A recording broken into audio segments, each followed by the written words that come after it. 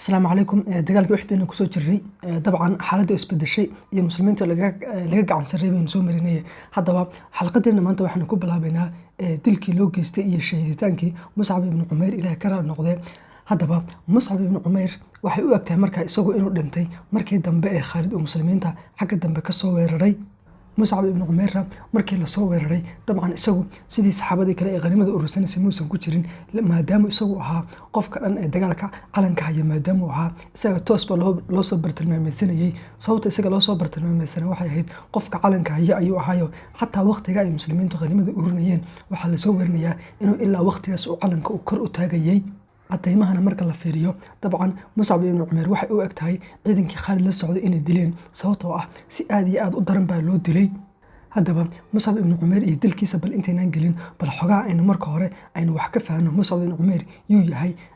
maxayse taariikh nololeedkiisii hore maxay ahayd bal aan haddaynu wax ka yar fahanno Muscab ibn Umayr waxuu ka mid ahaan jirtay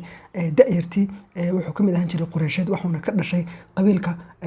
Banu Cabdudar buu ka dhashay aabihiina waxuu ahaan jiray ganacsatada Maka ugu taajirsan ayuu ka mid ahaan jiray Muscab ibn Umayr waqtiga uu Maka joogay waxaa lagu yaqaanay inuu ahaan jiray wiil da'yar oo aad iyo aad u labista oo labiskiisu aad u badan yahay maalin walbana waxaa la yiraahdaa labis cusub buu soo xiran jiray waxauna sidoo kale marsan jiray cadarka ugu qaalisan ee waqtiga la isticmaalo iyo waxyaabo kale oo fara badan ayuu markaa samayn jiray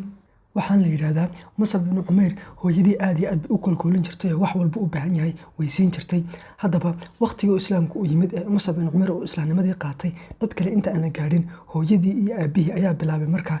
inay jir dilaan ay ciqaabaan heer xataa waxay gaarsiiyeen wiilkooda cuntada iyo biyahaba ay ka jaraan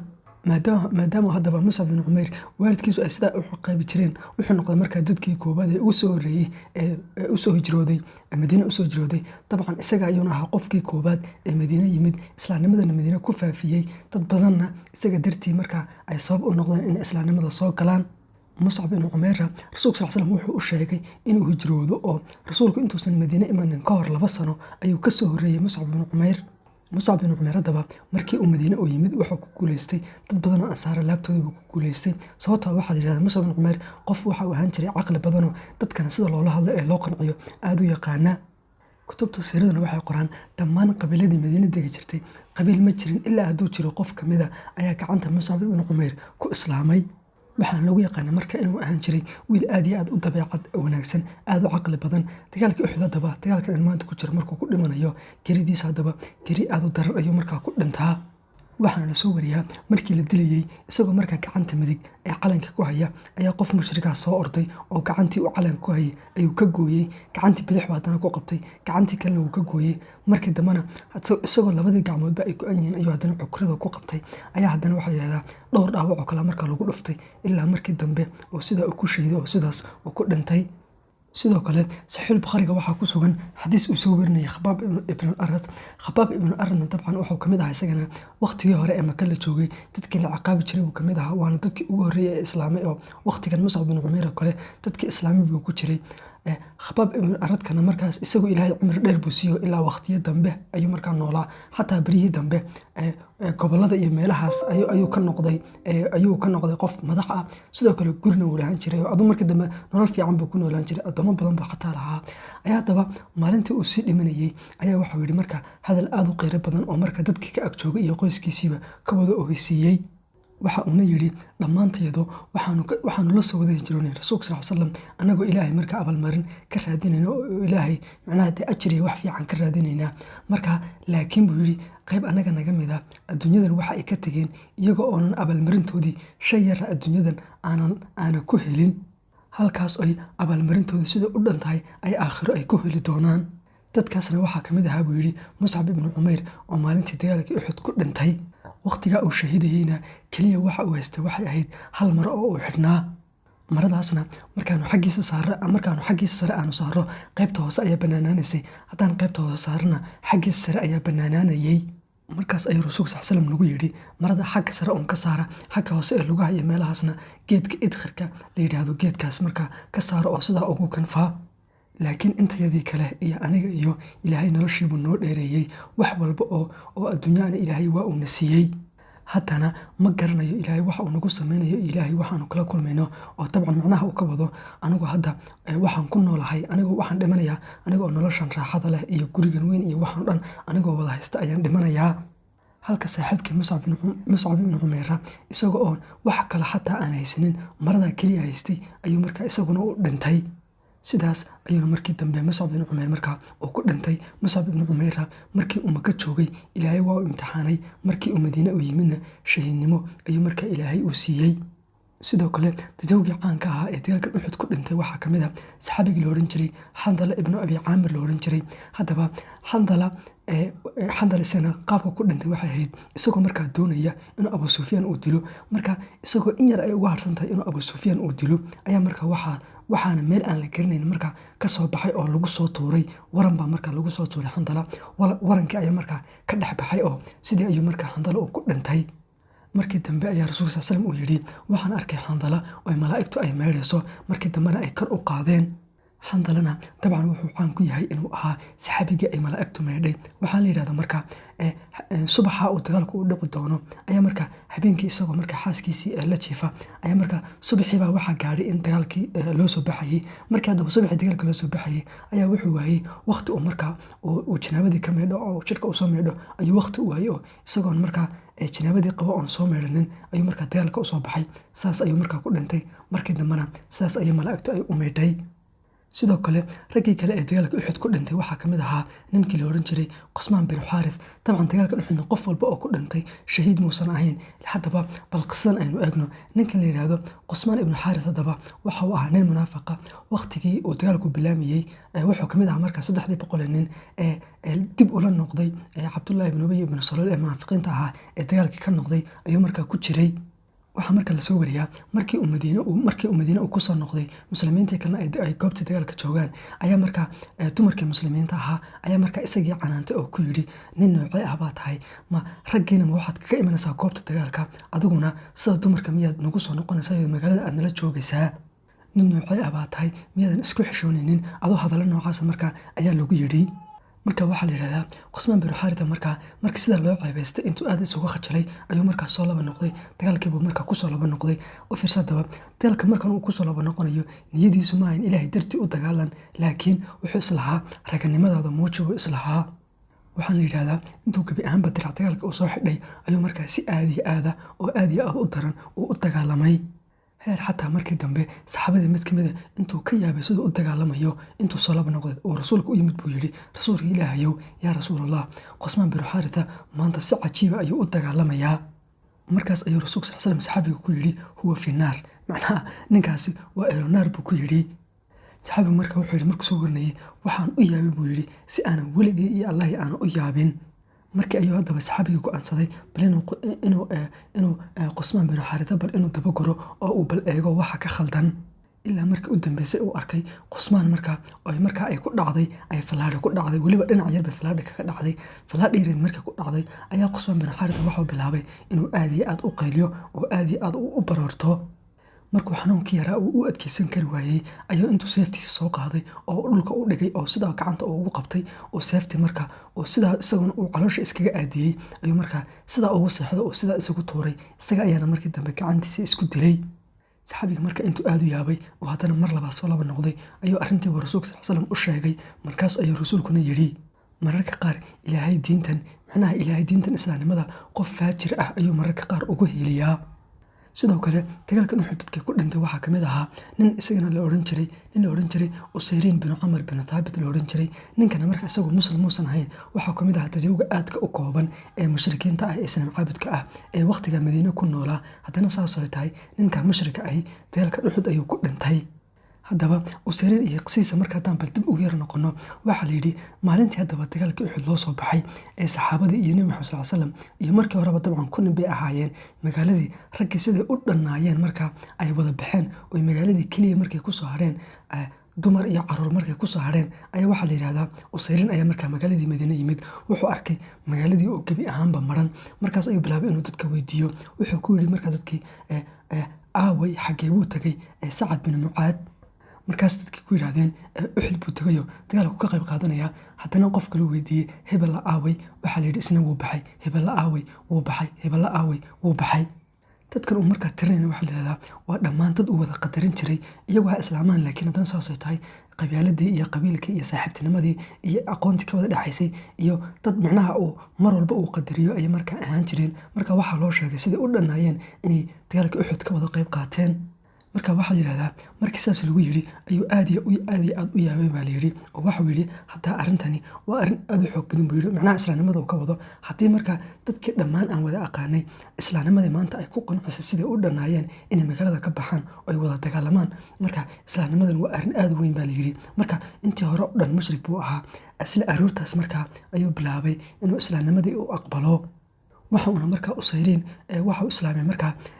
aroortii uu dagaalku u dhacayay, subaxnimadii ayuu markaa islaamay. dabcan waana waqti u dhaxaysa salaadii subax iyo salaadii duhurka, intii u dhaxaysa weeye waqtigu dagaalku bilaami doonaaye. markaas ayuu markaas u islaamay. markii haddaba waxaa la yidhahdaa wuu labistay oo dagaalka bisna u diyaar garoobay. markuu sii baxayay ayaa waxaa la yidhahdaa qoyskiisii oo markaa iyaguna mushrikiin ahaa ayaa waxa u sheegay oo ku yidhi dagaalkan aan gelayaa, haddii aan dagaalka aan ku soo dhinto waxaad ogaataan in lacagteeda sida u dhan tahay nebi maxamed uu yeelan doono, oo macnaha lacagteeda haddii aan dagaalka ku dhinto lacagteeda nebi maxamed ku wareejiyaa. markii haddaba uu muslimiinta u yimid ee goobta uxud uu soo gaadhay ayaa muslimiinta baa la hadlay. waxay ku yidhahdeen iska noqo, kuma baanin dagaalkan, waa dagaal anagoo muslimiinta aanu geline adiga kuma baanine iska noqo. macnaha qoftay mushrigay ku yaqaaneen, marka iska noqo bay ku yidhaahdeen. markii ayuu u sheegay inuu islaamnimadii qaatay oo hadda qof muslima uu yahay. markaas iyagana dagaalkiiba u ogolaadeen, dagaalku kasoo qayb qaatay. subaxii markaas wuxuu kamid ahaa markaa dadkii halkaas uxud ku shahiiday. markaa runtii u fiirso, Usayriin fursadu xataa uu ku tukado muusan helin, oo markuu aroortaa uu islaamay subaxii ka bacdi bay ahayd. intaana duhurkii la gaadhina dabcan wuu shahiiday. sidaas ayuu markaa uu ku dhintay. markii u dhintay haddaba ayaa rasuulka sal slam uu yidhi ninkani Usayriin uu ka wado dabcan wax yar ayuu qabtay oo camal yar ayuu sameeyey, wax weynna waa lagu abaalmariyey. waxaa la yidhahda markaa beryihii dambe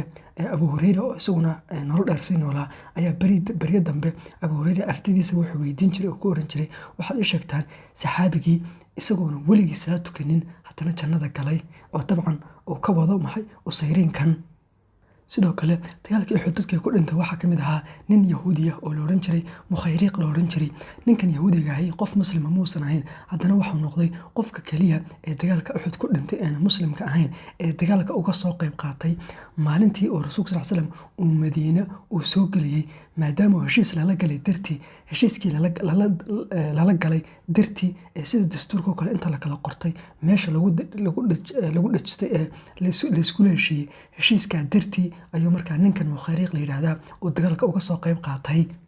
haddaba rasuulka sal slam dagaalka uxud markuu usoo baxayey yahuudii intuu u tagay waxba muusan soo weydiinin, sababtoo ah in markii horeba cadowtinimadooda ayuu arkay iyo waxa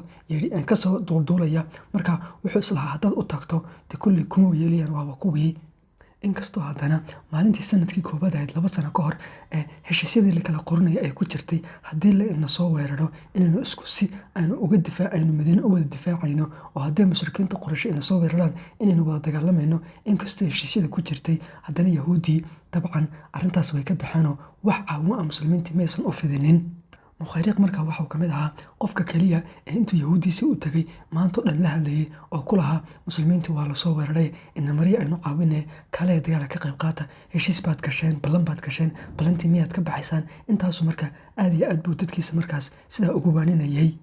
dadkiisiina markii sida ku yidhahdeen iyagoo dabcan aana doonayn inay dagaal ka qayb qaataan ayay ku yidhahdeen Mukhayriqow hadday saas tahay anagu dee dagaal kama qayb geli karno, sababtoo ah maanta waa maalin sabtiya. dabcan waxaanu soo sheegnay dagaalka uxud diyaargarowgu jimcu bilaabmay, laakiin dagaalka sabti waa la gelayaa. oo yahuuddana waxaa caado ahaan jirtay sabtida inaysan waxba qabanin. isaguna markaa waxaa ku lahaa dee sabtidii maanta la odhan jiray dagaalka lama gelay, maanta way ka duwan tahay, waa lana soo weeraray, kale heshiiska fuliya. iyaguna marka way ku adkaysteen, may Mukhayriqo waa sabti ku marmarsiiyeen. marka intuu aad u xanaaqay ayaa waxuu ku yidhi baa la yidhi yahuudii laa sabta lakum, macnaha balaayo idinku dhacdayo sabtidiina laguba hadal macnihiisu sax noqonayo ayuu markaa intuu aad u xanaaqay uu ku yidhi.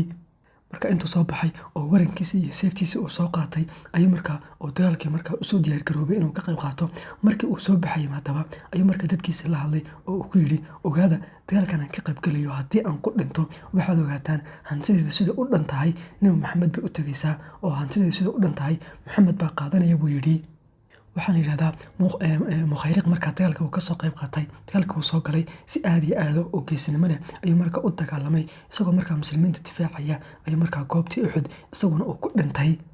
markii uu dhintayna rasuulka sal slam uu arkay aad iyo aad buu rasuulku u ammaanay, oo rasuulku wuxuu yidhi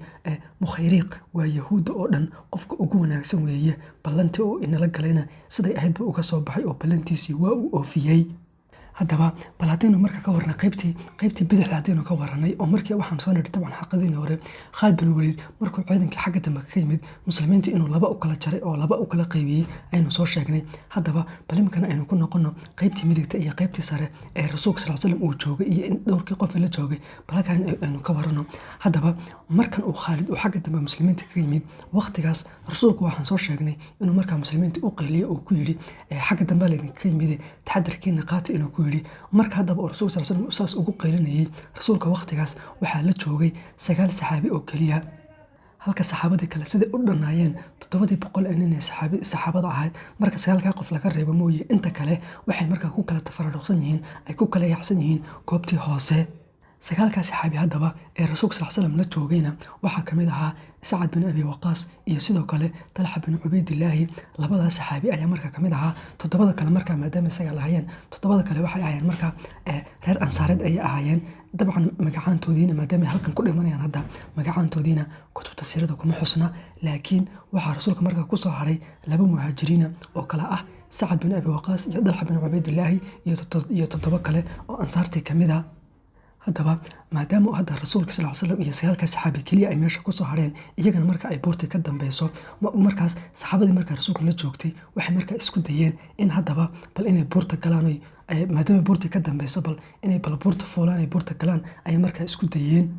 buurtana dabcan iyo meesha laga gelayo iyo sida loo gelayo maadaama hadda 7 nin reer ansaareed oo buurtan yaqaana ay la socdaan, dabcan buurtan meesha la geli karo ee lagu dhuuman karayo iyaga ayaa dabcan si fiican u garanaya, halka Qurayshidii buur weyn uun ay la tahay aysan waxba ka garanaynin. haddana sida sawirka halkan idinka muuqata buurtaas meesha marka dambe ay rasuulka sal slam ay geli doonaan waa meesha iminka sawirka idinka muuqato, waa godka yar oo markay ugu badan tahay 2 qof oo keliya qaadaya.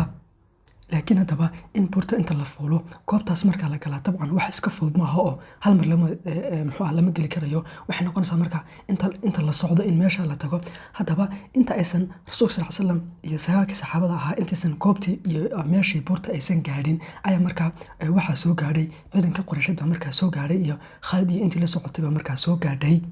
haddaba maadaama dabcan haddaba noqonayso in isagoo buurta lasii fulayo haddana la dagaalamo oo ciidankan soo socda la iska dhiciyo, dabcan maadaama labada iminka la isku dhex wadayo ayaa rasuulka sal slam saxaabadiiba markaa la hadlay 9 la joogay. waxa uu yidhi markaa ciidankan soo socda yaa inaga caabinaya oo hor istaagaya ciidankaas oo maalinta qiyaame anigana jannada mac igula noqonaya, macnaha yaan janno u ballan qaadayo isku dayaya ciidanka inuu istaajiyo. taasoo dabcan ka dhigan ciidanka marka xogaa waa istaajinaysaa laakiin iyaguna maxay way ku dilayaan waad halkaa bas ku shahiidaysaa ka dhigan. isla markiiba markaa waxaa soo booday Talxa bin Cubaydillaahi oo yidhi rasuul allow aniga ayaa ma arrintaas samaynaya, laakiin rasuulku wuxuu ku yidhi may adigu horta joogo hadda adigu ila joog buu yidhi. markaas 7 ansaartayd mid ka mid a ayaa yidhi rasuul allow aniga ayaa samaynaya. sababta uu dabcan rasuulkuna hadda u Talxa uu joog u leeyahay waxa weeye 9koodan qofka ugu dagaalyahansan ee 9koodan ugu khibradda badani waa Talxa, oo rasuulku wuxuu doonayaa bal inuu Talxa uu dib u dhigto ilaa marka u dambaysadii ay markay ka baxsan weydo uun inuu isagu tago, maadaama uu qofkii uga khibradda badnaa uu yahay inuu isagu la joogo ayuu doonayay. marka qof saxaabi ansaartii mid ka mid ah 7 ansaartayd mid ka mid ah ayaa markaa dhaqaaqay oo ciidankii isku dayay inuu xogaa u joojiyo, isla markaas halkiiba markaa uu ku shahiidayo goobtii baa lagu dilay. sidii markaa 9 saxaabada ahayd markaa uu kolba intuu saxaabi uu baxo uu markaa uu u hor istaagayay mushrikiinta iyo gaalada uu mar kasta u hor istaagayay ee haddana isna la dilayay ayaa markii dambe waxaa la yidhaahdaa 9koodii markaa waxaa markii hore shahiiday 7 ansaartayd markaa goobtiiba ku wada dhinteen. rasuulkeena keliya waxaa kusoo haray 2 saxaabi oo keliya ayaa kusoo haray oo kale ah Talxa bin Cubaydillaahi iyo Sacad bin Abi Waqaas. runtii siradoo dhanna marka la eego goobta ugu xasaasisan iyo wakhtiga ugu naxinta badani waa marxaladan hadda rasuulka sal slam uu ku jiro, oo haddana ciidanka intaa la eg ee ilaa 150 ku dhow ayaa ku hareereysan. waxaa la joogaana keliya waa 2 saxaabi oo keliya. ciidankan dhanina markaa rasuulka sal slam inay dilaan bay doonayaan, oo hadda inay u dhammeeyaan bay doonayaan. dabcan waxaynu soo qaadanay markii uu Daa'if tagay in lasoo dhagaxeeyey oo markaa dhagaxaantii in lagu dhuftay u dhiig ka daatay rasuulka sal slam. laakiin marka saas loo eego reer Daa'if markaa inay rasuulka saaran bay doonayeen oo xogaa dhib gaadhsiiyaan, laakiin inay u dhammeeyaan oo caadi u dilaan oo koy ka siiyaan maysan dabcan iyagu doonaynin. laakiin hadda goobtan aynu marayno iyo dagaalkan Uxud oo hadda saas loogu hareeraysan yahay, Quraysh waxay doonaysaa inay hadda rasuulka u dhammeeyaan oo ay si toos u dilaan bay doonayaan. marxaladan oo kalena dabcan waqti ka halis badan oo rasuulka halista ugu badan uu soo wajahay, waqti arrintan ka xumi ma jiro. xataa markii uu soo jiroonayay hal qof ayuu ahaayo Suraaqa unbuu ahaa qofkii doonay inuu dilo, laakiin maanta keliya rasuulka waxaa la jooga waa 2 saxaabi, waa Sacad iyo Dalxa. intaasoo ciidanayna inay dilaan bay doonayaan. haddaba markii u dambeysay markii 7 ansaartayda ay meesha ku wada shahiideen ay markaa 2 saxaabi oo keliya ay ku saareen, waxaa la yidhahdaa marka 2 saxaabi awalba iyo waqtiyadii horeba waxay aad iyo aad markaa ay ugu fiicnaayeen baa la yidhaahdaa leebiya qaansaha. oo leebiya qaansaha mar walba leebiya qaansaha ay ganaan meesha ay ku ganaan marnaba ma aysan la waayi jirin baa la yidhaahdaa. sidoo kale waxaa la yidhaahdaa Dalxa leebiya qaansaha waxaa u dheerayd inuu sidoo kale uu dagaalyahan weyn ahaa oo xataa xagga seefaha inuu aad ugu dagaalami jiray. haddaba waqtigan waxay u eg tahay maadaama dabcan intaasoo dhan ay buurta ay soo finanayeen rasuulka iyo saxaabadu, gaaladiina marka ay kasoo daba finanaysa buurta, hadda waxay u eg tahay goobtii hogga ahayd inay soo gaadheen ay hadda u eg tahay, maadaama intii ay dhexda kusoo jireen 7 kale saxaabi ay marka halkaa ay kusoo dhinteen. haddaba waqtigan marka 2 saxaabi Dalxa iyo ay kusoo harayaan, rasuulku waqtigan waxau soo gaadhay markaa meeshii hogga ahayd ayuu soo gaadhay. marka waxaa la bilaabay marka haddaba rasuulka sal slam oo meeshii hogga ahayd hadda soo gaadhay, iyo sidoo kale Dalxa iyo sidoo kale iyo Sacad labadooda hadda waxaa la bilaabay in lagu soo gano markaas sida roobka oo kale loogu soo gano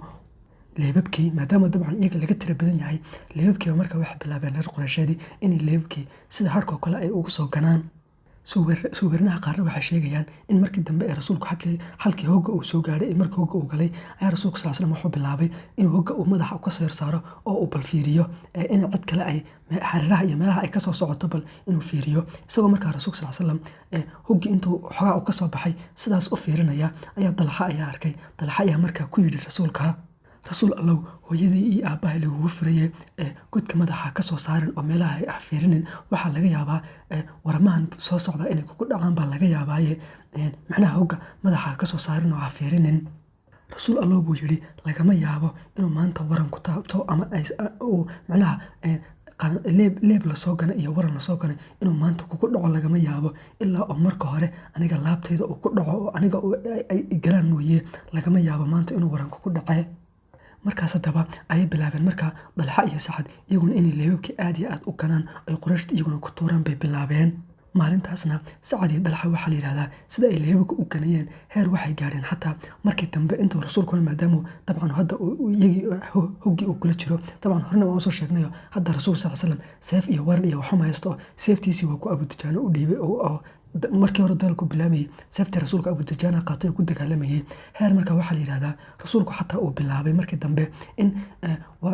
leebabka ay reer Quraysheed kusoo tuuraan inta hogga rasuulka uu kasoo baxo uu leebabka uu soo ururiyo oo uu markaa Sacadii uu u dhiibayay iyo Dalxa u dhiibayay si iyaguna ugu laba tuuraan. heer markii dambe markaas oo rasuulka sal slam uu Sacad uu leebabka u dhiibayay oo rasuulku Sacad uu kelmad ku yidhi, kelmadaas oo Sacad ilaa beryo dambe noloshiisa inta ka harsaneyd mar walba uu Sacad uu ku faani jiray, kelmadaasoo ahayd in rasuulka sal slam uu Sacad uu ku yidhi fidaaka abii wa ummii, Sacadow hooyadii iyo aabbahay lagugu furay. dabcan kelmadana rasuulku weligii iyo allihii cid kale kumuusan odhanin, Sacad oo keliya ayuu kelmadaa ku yidhi. rasuulkuna marka Sacad waxau ku lahaa Sacadow hooyadii iyo aabbahay lagugu furaye gan ayuu ku lahaa, macnaha leebiya qaansaha gan ayuu ku lahaa. dabcan kelmadan ah hooyadii iyo aabbahay lagugu furayna waxay ahayd kelmad waqtiga hore aad iyo aad loo isticmaali jiray. macnaheedana waxay ka dhigan tahay hebelow qofkan aad la hadlaysa waxaad ku leedahay hebelow, macnaha sidaan kuu taageersanahay iyo jacaylka aan ku hayo waxaan xataa aan u hori lahaa oon adiga dartaa u hori lahaa, hooyadii iyo aabbahay baan adiga dartaa u hori lahaa ayay kelmadani ka dhigan tahay.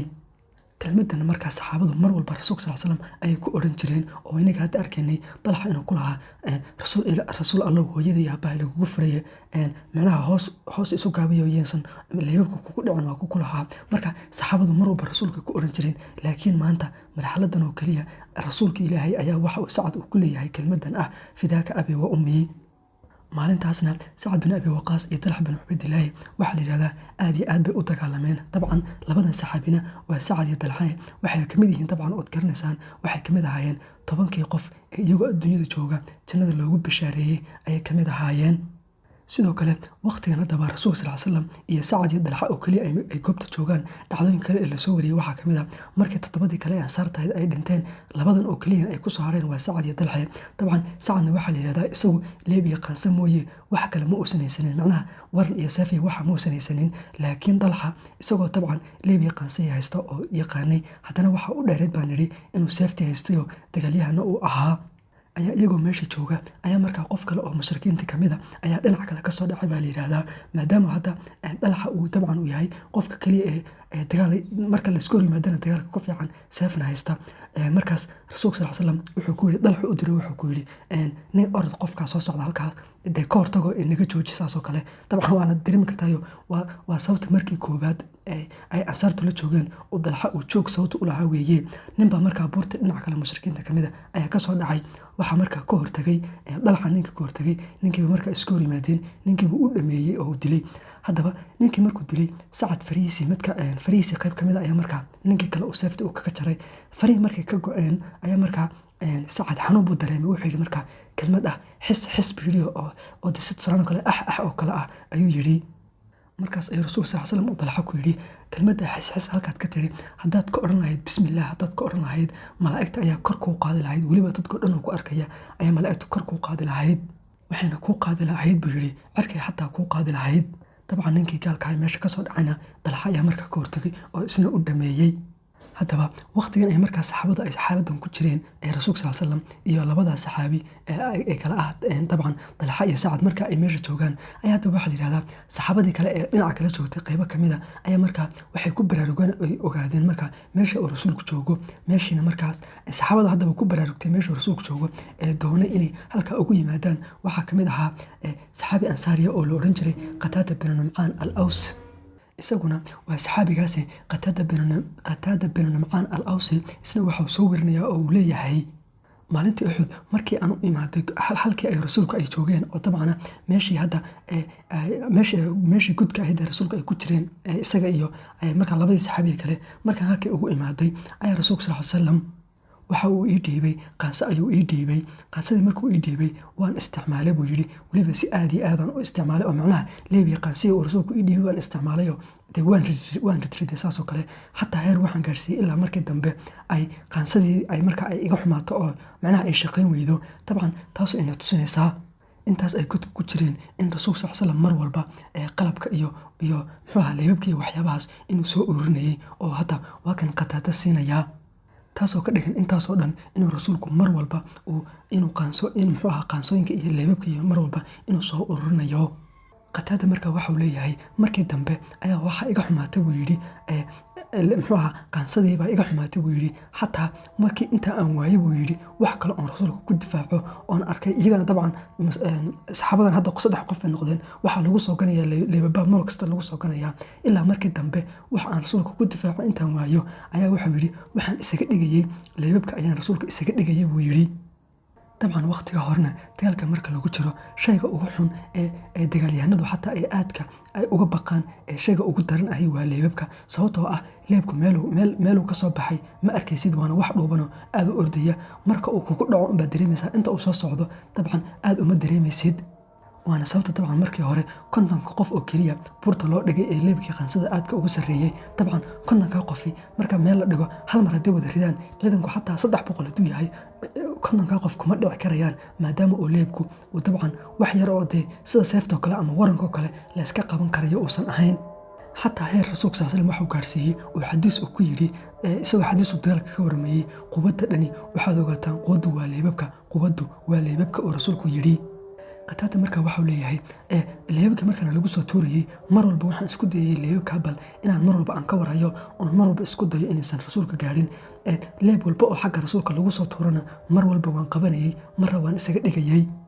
ilaa markii dambe jirkaygii meel walba uu leeb iga galay ilaa markii u dambeysay aan arkay leeb kale oo soo socda jirkaygana uu wada dhaawac soo gaadhayo meel kale oon u dhigay intaan waayey keliya marka ay noqotay meesha ii fayoobi madaxa keliya ahaa oon markii dambena leebkii oo soo socda aan markii dambena aan madaxayga u dhigay leebkii markaa soo socday aan madaxa u dhigayna waxuu bilaabay leebkii markaa inuu isha iga galo markii dambe ayuu rasuulku i arkay buu yidhi xaaladda aan ku suganahay iyo leebkii oo isha igaga jira markaas ayuu rasuulku sal slam aad iyo aad u ooyey oo aad iyo aad u ilmeeyey ilaa oo rasuulku sal slam uu yidhi ilaahayow buu yidhi ilaahayow qataada waxau sidaasoo dhan u difaacayaa rasuulkaagii wejigiisiina waxau u dhigay leebkii oo leebkii ishay ka gashay ilaahu waxaan ku weydiinayaa in ishiisaasi ay noqoto ishii abad uga fiicnayd ee uu yeesho ilaahu ishiisana waxaad ka dhigtaa isha abid ugu aragga fiican ilaahu ka dhig buu yidhi markii uu rasuulku sal slam uu sidaa ugu duceeyey ayaa rasuulkii ayaa markaa leebkiiba soo qaadayo ishiisii ayuu ka soo saaray qataadana waxau yidhi saadoo rasuulku uu leebkii iga soo saaray isla markadiiba ishaydii isla goobtii ayay isla markadiiba ku bogsatay oo waxayba noqotay il aanan weligeed wax soo gaadhin xataa berigii dambe wakhtigan uu ka sheekeyna wuxuu yidhi labadeeda indhood hadda waxaa arag dheer oo si fiican wax u aragta ishii maalintaas waranku uu iga galay macnaha dabcan uu leebku iga galay ayaan ka wadaa ishii uu leebku iga galay ayaa maalintaa noqotay isha hadda si fiican aan wax uga arki karayo dabcan taasoo ka dhigan arrin mucjiso ah oo meesha ka dhacdayo hadda saxaabadaas ay goobjoog u ahaayeen sidoo kale wakhtiyadan rasuulka sal slam waa la dhaawacay haddaba markaan isweydiino oon dhahno rasuulka sal slam imise jeer baa la dhaawacay yaase dhaawaca marka la dhaho dabcan riwaayadaha qaar waxay sheegeen in hal mar la dhaawacay kuwo kalena inay 2 jeer la dhaawacay kuwo kale inay 3 jeer la dhaawacay laakiin marka dhammaan riwaayadaha iyo soo warinaha marka si fiican loo wada qiimeeyo waxay u muuqataa in rasuulka sal slam ilaa muxuu ahaa ku dhowaad ilaa 3 jeer in la dhaawacay weliba 3 jeer la dhaawacay inayna isku hal goob oo kaliya ahayn laakiin 3 jeer oo goobo kala duwan in lagu dhaawacay haddaba bal haddaynu isku wada xirxirno aynu isku wada daba qabano dhammaan soo warinaha sheegaya in rasuulka la dhaawacay soo warinta koowaad waxay sheegaysaa in cutba ibn abi waqaas oo rasuulka u dhaawacay dabcan una fiirso cutba ibn abi waqaas xagga galada ayuu ka dagaalamayaa sidoo kale halkan waxaynu ku arkaynay sacad bin abi waqaas oo walaalkii ah oo rasuulka sal slam difaacaya oo rasuulku uu leeyahay hooyadii aabaha lagugu furi uu ku leeyahay waa laba walaalo ah labada dhinac hadda way ka kala dagaalamayaan marka waxaa la soo warinayaa in cutba ibn abi waqaas intuu rasuulka u arkay uu dhagax soo qaaday uu dhagax rasuulka sal slam uu ku soo tuuray inuu rasuulka sal slam uu wejiga dhagaxii kaga dhuftay oo dhaawacuu wejiga ka gaadhay khaasatan bishimaha uu dhaawacuu ka gaadhay dhaawacan aynu dabcan ku qiyaasi karno si fiican uma hubno laakiin waxaynu ku qiyaasi karanaa in wakhtigan uu dhagaxa uu cutba uu kusoo tuurayo ee rasuulka u dhaawacmaya inay ahayd wakhtigii ay waddada soo marayeen godka ay kusoo socdeen inay ahayd dhaawaca labaad ee rasuulka sal slam soo gaadhayna waxa uu ahaa isla cutba ibn abi waqaas cutbahan unbuu ahaaye haddana mar labaad isaga ayaa rasuulka dhaawacay weliba dhaawacana waxa uu ekaa inuu ahaa dhaawacii ugu daraa ee rasuulka sal slam soo gaadha dhaawacana qaabka uu cutba rasuulka sal slam u soo gaadhsiiyey waxay ahayd isagoo xogaha rasuulka ka fog ayaa waxa uu soo ganay leebbuu aad iyo aad u soo ganay leebkii markaa rasuulku maadaama uu markaa uu dirac xidhnaa dirac dagaaleedkan waramaha iyo waxyaabaha celiya maadaama xidhnaa marka muxuu leebkii uu soo tuuray ayaa rasuulka sal slam waxa uu kaga dhacay halkan wejiga meeshan la dhaho dhabanka marka dhabankiisu maadaama uu diraca u xidhnaa ee dirac dagaaleedkaas uu ka sarreeyey ayaa markaa leebkiiba intuu dirac dagaalkii intuu wejiga ka soo baxay halkan dhabanka uu ka soo gudbay wixii uu rasuulku xidhnaa ayuu wuxuu u gudbay dhabanka rasuulka ayuu u gudbayo halka dhabanka ayuu markaa uu ka galay leebkii heer weliba in leebkaasi intuu dhabanka uu soo dhaafo dhooshiisa xataa ay jabiso leebkiina markaa waxa uu istaagay oo iska dhex taagay dhabankii rasuulka ayuu markaa uu sidaa isaga qotamiyey oo uu sidaa u istaagay dabcan dhaawacana waxau ahaa dhaawacii ugu daraa ee rasuulka sal slam soo gaadha dhaawaca saddexaad ee rasuulka sal slam soo gaadhayna waxaa u geystay laba nin baa markaa lasku qabtaa laba midin buu ahaa ama wuxuu ahaa cabdullaahi binu shihaab buu ahaa ama waxuu ahaa cabdullaahi binu qami ah ayuu ahaa dhaawacana waxau ahaa dhaawac seefeed oo rasuulka sal slam seef ku dhacday ayuu ahaa wakhtiganna markaa la dhaawacayana cabdullaahi binu qami ah mise cabdullaahi binu shihaab labada midkood baa dhaawacaye dhaawacana iyo seeftana qaabka rasuulka ugu dhacdayna waxay ahayd labadooda markaa mid kamid a labadan inaan soo sheegnay Cabdullaahi bin Shaabi iyo Cabdullaahi bin Qabiica mid kamid ayaa markaa faraskiisii aad iyo aad ugu soo ortay isagoo markaa doonaya inuu rasuulka sallallahu alayhi wasallam seefta uu wato inuu ku dhufto oo uu ku dhameeyo oo toos ugu dhufto isagoo doonaya ayaa markaa Talha bin Ubaydillah ayaa isla markadii markaa difaacay oo ku difaacay markaa gaashaankiisii seefti markaa aadka markaa loogu waday leslaha rasuulka xoog ugu dhufo maadaama markaa uu Talha bin Ubaydillah uu markaa u gaashaanka uga dhigay seefti markaa sida u wada dhaneed xoogeedu markaa qabtay laakiin seefti in yaroo ka baxsatay oo kamida ayaa markaa rasuulka gaadhay oo dhaawaca gaarsiisay seefta rasuulka sallallahu alayhi wasallam ku dhacdayna dabcan ninka gaalka ay waxa doonayay sida u dhan yahay inuu rasuulka sallallahu alayhi wasallam madaxa ka gooyo qorta inuu ka gooyo ayuu markaa doonayay laakiin markii uu markaa hadaba gaashaanka seefti looga dhigay ayaa markaa seefti oo xoogadii baneed la qabtay laakiin qayb kamida markaa ay markaa maadaama rasuulku uu xidhnaa markaa koofiyadii dagaalka maadaama uu xidhnaa markaa seeftiina markaa qayb markii la qabtay qaybtii kalena ay koofiyada u xirnaa ay ku dhacday ayaa way soo dhaaftay oo markaa waxa iyaduna dhaawac uu ka soo gaaray markaa rasuulka sallallahu alayhi wasallam halka lafta isha ka hooseysa ee koodka ah ayuu markaas u dhaawac ka soo gaaray